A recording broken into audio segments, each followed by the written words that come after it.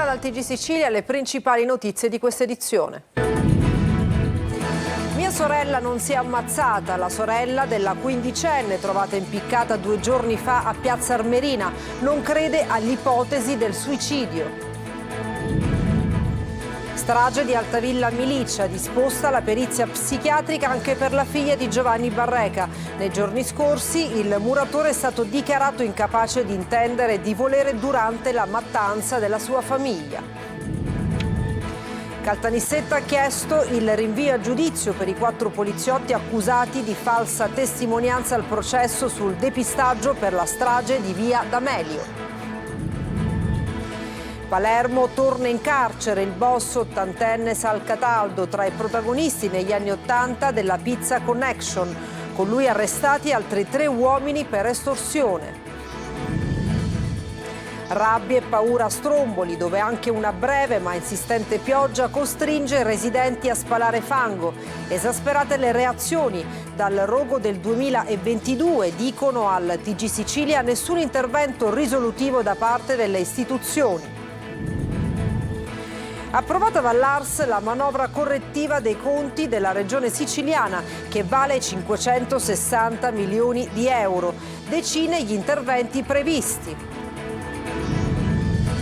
E poi il calcio, vigilia di campionato per il Palermo che domani allo Stirpe contro il Frosinone cerca punti per rilanciarsi. In Serie C Catania in cerca di riscatto a Crotone.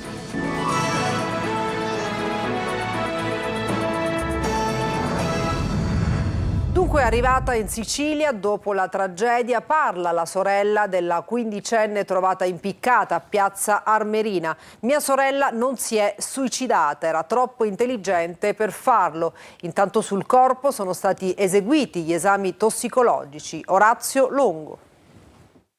Mia sorella non si è ammazzata, era troppo intelligente e non si sarebbe mai fatta trovare in quel modo dai miei che amava. Smentisce la possibilità che la quindicenne trovata impiccata alla corda dell'Altalena, nel boschetto vicino casa a Piazza Armerina, in provincia di Enna, si sia tolta la vita. La giovane che vive al nord e che è arrivata ieri in Sicilia dopo la tragica notizia, tra le lacrime nega che l'adolescente fosse depressa. Sul fatto la procura di Enna ha aperto un'indagine per istigazione al suicidio. Tra le ipotesi anche quella del suicidio come reazione disperata a un video intimo che la vedeva protagonista, che sarebbe stato diffuso o di cui sarebbe stata minacciata la diffusione, quindi un caso probabile di revenge porn. So di foto fatte a mia sorella e mandate, ma non di immagini fatte da lei. Non si vergognava dei miei e sapeva come affrontare le cose, non si è ammazzata, commenta. Era bravissima a scuola, aveva tutti 8, se fosse stata depressa il suo rendimento sarebbe calato, dice la donna. La ragazza ha ribadito che la quindicenne il giorno della sua morte aveva avuto una violenta lite a scuola con una coetanea, stava per dirne i motivi a mia madre, ha detto. Poi è arrivato mio padre e si è interrotta, aggiungendo le ragazzine la odiavano. Intanto sul corpo della ragazzina è stato effettuato l'esame tossicologico come disposto dalla procura di Enna. E torniamo a parlare della strage di Altavilla Milicia, disposta la perizia psichiatrica anche sulla figlia di Giovanni Barreca. Nei giorni scorsi il muratore è stato dichiarato totalmente incapace di intendere e volere durante la strage. Marco Gullà. Un nuovo passaggio procedurale nel processo sulla strage di Altavilla Milicia, dopo il responso su Giovanni Barreca, il muratore che con la figlia minorenne e una coppia palermitana ha torturato e ucciso la moglie Antonella Salamone e i figli di 15 e 5 anni. Il gruppo dei minori, Nicola Aiello, ha disposto la perizia psichiatrica anche sulla ragazza. La figlia di Barreca, minorenne all'epoca dei fatti, ha ammesso le proprie responsabilità, confessando di aver agito per liberare la madre e i fratellini da presenze demoniache. La perizia psichiatrica servirà al GUP per capire se al momento del fatto la 17enne fosse capace di intendere e di volere e se socialmente pericolosa. A occuparsi della perizia, quanto si apprende, sarà un neuropsichiatra infantile di Roma. Nei giorni scorsi Barreca, esaminato dai periti del GUP, è stato dichiarato totalmente incapace e ne è stato disposto il ricovero in una REMS. Il muratore di Altavilla Milicia sarebbe affetto da problemi psichici tali da pregiudicarne la lucidità mentale, lucidità che invece avrebbero i 2 complici dei Barreca, Sabrina Fina e Massimo Carendente, coppia che Salamone aveva incontrato durante incontri di preghiera. I 2 hanno sempre sostenuto di non avere partecipato ai delitti, ma di avere soltanto aiutato la famiglia a liberarsi dalle presenze demoniache con delle preghiere, versione che però sarebbe stata smentita dall'analisi dei tabulati telefonici. A Caltanissetta è stato chiesto il rinvio a giudizio per 4 poliziotti. Sono accusati del reato di depistaggio. Secondo l'accusa avrebbero testimoniato il falso nell'ambito del processo sul depistaggio delle indagini sulla strage di Via D'Amelio. Rita Cinardi. Chiesto il rinvio a giudizio con l'accusa di depistaggio per 4 poliziotti che secondo la procura di Caltanissetta avrebbero testimoniato il falso durante le loro deposizioni nel processo sul depistaggio delle indagini sulla strage di Via D'Amelio. Giuseppe Di Gangi, Vincenzo Maniscaldi, Angelo Tedesco e Maurizio Zerilli, tutti presenti oggi all'udienza preliminare dinanzi al GUP del Tribunale di Caltanissetta, David Salvucci, hanno chiesto di non essere ripresi dalle telecamere. Uno di loro, Vincenzo Maniscaldi, ha chiesto di essere interrogato e nel corso dell'esame ha ribadito più volte di non aver mai dichiarato il falso, nascosto nulla di quanto a sua conoscenza. Per il PM Maurizio Bonaccorso, invece, i 4 poliziotti, mentre venivano sentiti come testi nel processo a carico dei loro colleghi Mario Bo, Fabrizio Mattei e Michele Ribaudo, avrebbero mentito e lo avrebbero fatto in malafede. La procura di Caltanissetta ha parlato di false dichiarazioni e reticenze mascherate da non ricordo per coprire, sempre secondo l'accusa, punti oscuri dell'indagine sul falso pentito Vincenzo Scarantino. Dello stesso avviso l'avvocato dei figli di Paolo Borsellino, Fabio Trizzino, che associandosi alla richiesta del PM e rivolgendosi ai 4 imputati ha parlato di impostura. Per l'avvocato della famiglia del giudice ucciso, i 4 imputati nel rendere false dichiarazioni hanno umiliato prima di tutto i loro colleghi morti nella strage di Via D'Amelio. La prossima udienza è prevista per il 13 novembre, quando la parola passerà alla difesa dei 4 poliziotti. A Palermo torna in carcere a 83 anni Sal Cataldo, il boss della Pizza Connection, l'inchiesta che negli anni 80 aveva smascherato il traffico di droga dalla Sicilia agli Stati Uniti. Il nuovo arresto con altri 3 uomini per estorsione. Maglio Viola. A ben 83 anni continuava ad essere un boss e a governare estorsioni in provincia di Palermo. Sal Catalano, balzato agli onori delle cronache negli anni 80 per l'inchiesta Pizza Connection, torna ad essere arrestato nell'ambito di un'operazione dei carabinieri. Il suo nome riporta alla mente la grande inchiesta congiunta fra gli inquirenti italiani e quelli americani che portò a ricostruire i viaggi di quintali di droga spediti dalla mafia palermitana negli Stati Uniti attraverso una catena di ristoranti italiani. Catalano per quella vicenda ha scontato una condanna a 25 anni negli USA. Nel 2016 è rientrato a Ciminna, in provincia di Palermo, dopo essere stato espulso dagli States. Ora è finito di nuovo in carcere, nonostante l'età avanzata. Con lui altre 3 persone sono destinatarie di un provvedimento di custodia. Si tratta di Filippo Cimilluca, 48 anni di Cimina, Vito Pampinella, 64 di Caccamo e Antonio Baucina, 33enne palermitano dello Zen, che risponde di detenzione di armi. Nel 2021, secondo l'inchiesta, Cimilluca avrebbe imposto a un imprenditore una sorta di società. Dopo avergli offerto sostegno economico, avrebbe chiesto indietro soldi a rate, 500 euro al mese a vita. Lo sai con chi cammino io, gli avrebbe detto riferendosi a Catalano. L'imprenditore avrebbe pagato fino al 2023, quando ritenne estinto il suo debito. Alla richiesta di una buona uscita da 30.000 euro pose un netto rifiuto e iniziarono le minacce. Gli arresti sono scattati un mese fa, quando il gruppo, ascoltato dagli inquirenti, tratta per l'acquisto di chili di polvere da sparo per far saltare la casa. Abbiamo supportato e portato alla denuncia l'imprenditore, raccontano adesso da Addio Pizzo. L'associazione rivendica il suo supporto soprattutto nei territori difficili dell'entroterra palermitano. La Sicilia è in allerta gialla e un'ora di pioggia trasforma Siracusa in un lago, acqua fin dentro i negozi in una zona riqualificata da poco e pioggia anche a scuola. Francesca Loi.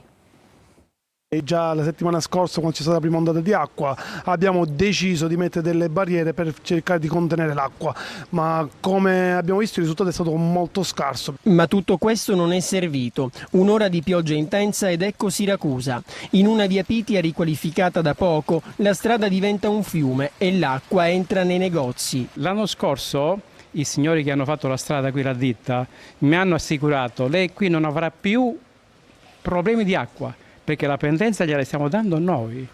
E invece? La pendenza ce l'ho io dentro con 3 dita d'acqua.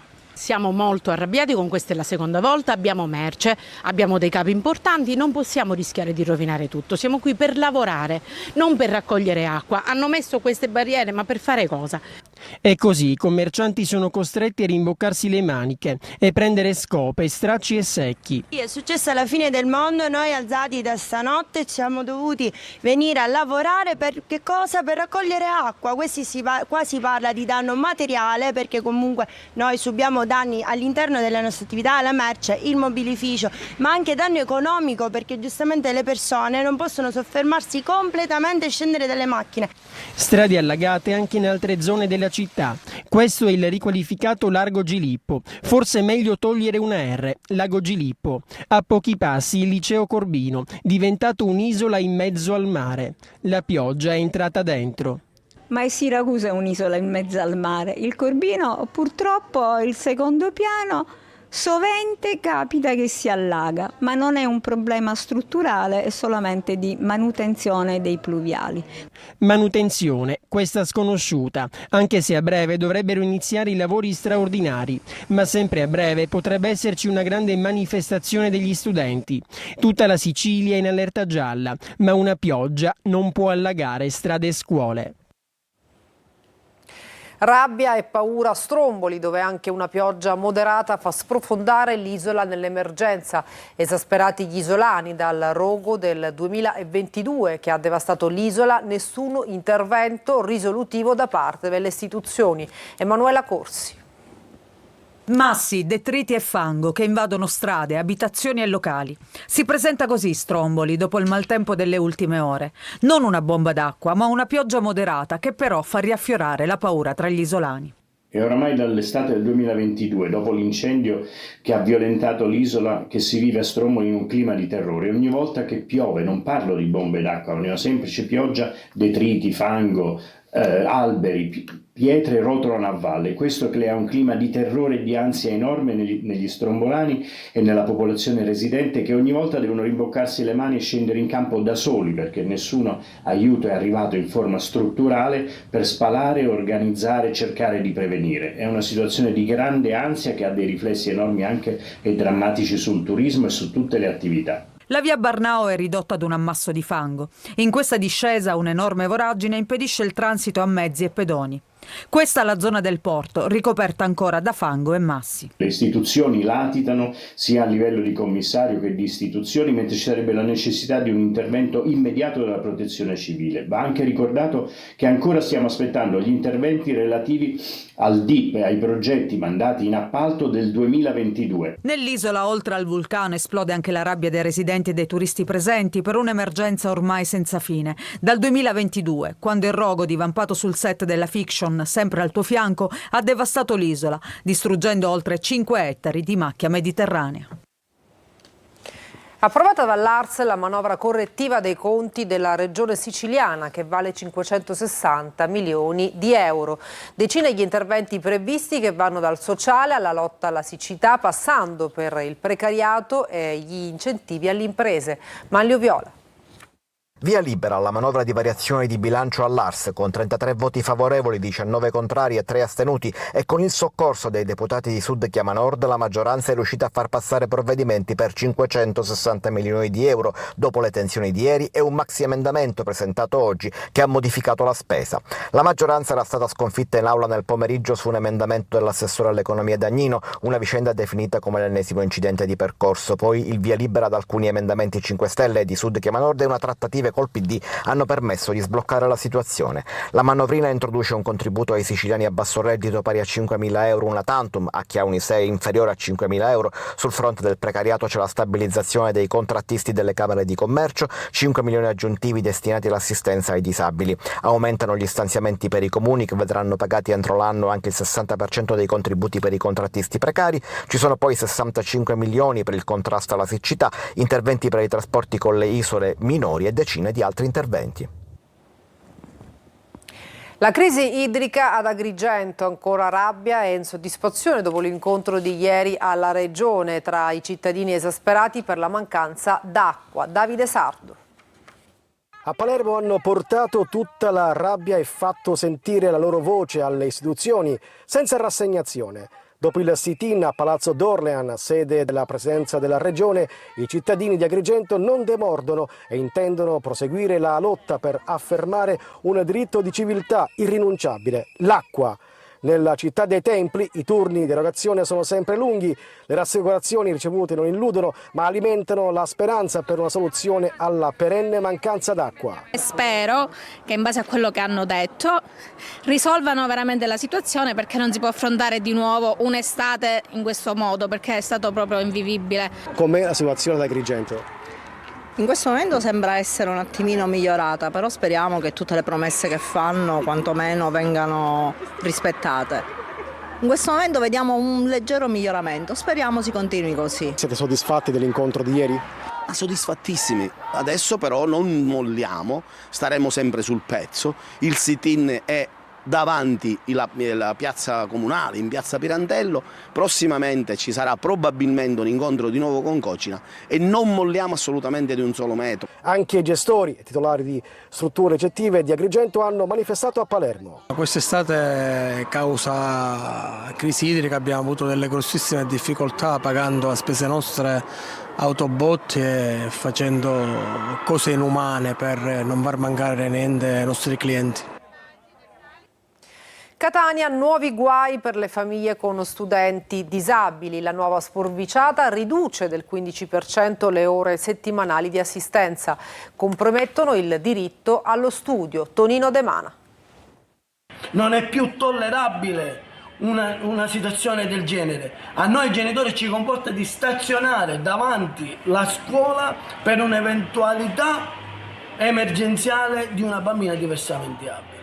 Adesso basta. Lo sfogo di questo genitore con figlia disabile è solo la punta dell'iceberg di una situazione che peggiora di giorno in giorno con tagli indiscriminati agli studenti con disabilità. Genitori a volte costretti a stazionare davanti le scuole solo perché mancano operatori ASACOM in grado di assistere i bambini con disabilità. Chi non può farlo, magari per esigenze di lavoro, è costretto a lasciare il figlio a casa alla faccia dell'inclusione e del diritto allo studio. La mannaia di nuovi tagli della città metropolitana di Catania, ma in generale di tutta la regione, si abbatte sulle famiglie, penalizzando ancora i diritti di categorie già fragili. C'è da capire se questa amministrazione, oltre ai problemi legati alla gestione finanziaria delle casse, ha intenzione di battere i pugni a Palermo per avere risorse aggiuntive e poter portare avanti questo servizio non solo per l'anno nuovo ma anche per il 2025. Non le manda a dire Gianina Ciancio, che punta il dito contro la regione, secondo cui, il riferimento è alla tabella H, i soldi per turismo ed altro si trovano, ma non per i disabili. Si riescono a trovare milioni e milioni di euro per enti, associazioni, piccole realtà che non fanno nessun bando e riescono a ottenere un finanziamento solo perché collegati al deputato di turno. Tagli indiscriminati che potrebbero portare anche ad una pioggia di ricorsi. Ci sono delle sentenze dei tribunali di Torino, per esempio di agosto, dove venivano accolti proprio il mancato riconoscimento delle ore dei PEI, vedeva il comune soccombente e quindi costretto poi a risarcire le famiglie. E la scuola è iniziata soltanto da 2 mesi.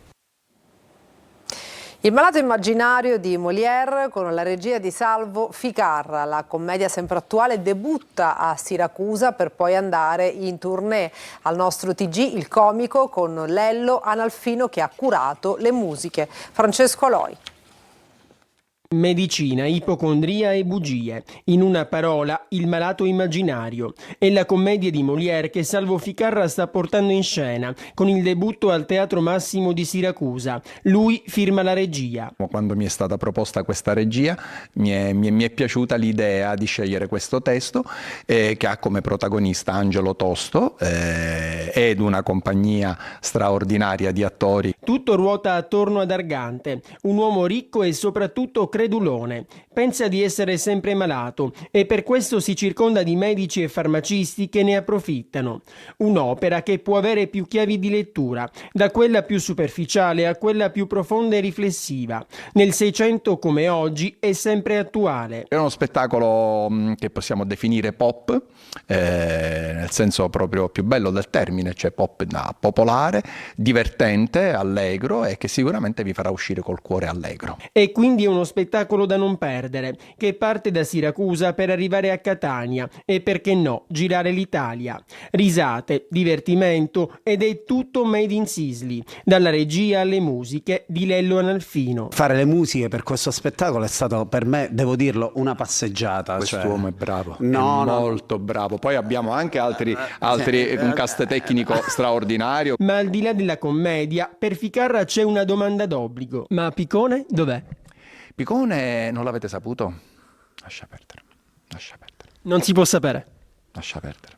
Ciao. No, non ci pensare, non ci pensare. E adesso una pausa, torniamo tra poco con il calcio.